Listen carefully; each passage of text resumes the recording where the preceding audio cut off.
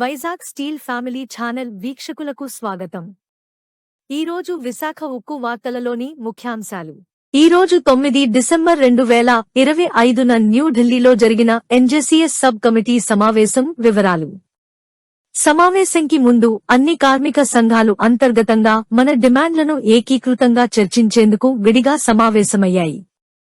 39 నెలల బకాయిలు, అదనపు ఇంక్రిమెంట్, హెచ్ఆర్ఏ 28% పెర్క్లకు సంబంధించి 5 కేంద్ర కార్మిక సంఘాలు ఒకే అవగాహనతో పేర్కొన్నాయి.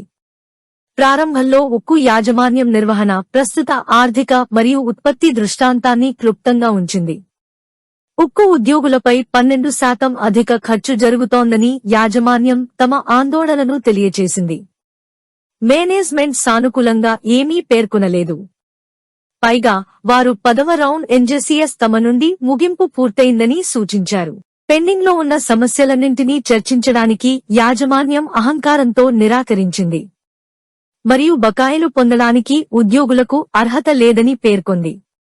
పెండింగ్లో ఉన్న సమస్యల కోసం మరియు మేనేజ్మెంట్ యొక్క వివక్షాపూరిత వైఖరి మరియు దౌర్జన్యానికి వ్యతిరేకంగా మన ఉద్యోగుల వాయిస్ని లేవనెత్తడానికి మేము ప్రతి అవకాశాన్ని ఉపయోగించుకోవడానికి ప్రయత్నించాము. చీఫ్ లేబర్ కమిషనర్ సెంట్రల్ కార్యాలయంలో చర్చించినట్లుగా బకాయిల చెల్లింపు కోసం ప్రభుత్వానికి రాసిన లేఖలను సమావేశం ముందు ఉంచడానికి యాజమాన్యం నిరాకరించింది. ఉక్కు మంత్రిత్వ శాఖ నుండి తమకు అందిన లేఖను ఉంచడానికి కూడా వారు నిరాకరించారు. వెంటనే పూర్తిస్థాయి ఎన్జేసీఎస్ సమావేశాన్ని పిలవాలని అన్ని యూనియన్ల నాయకులు డిమాండ్ చేశారు.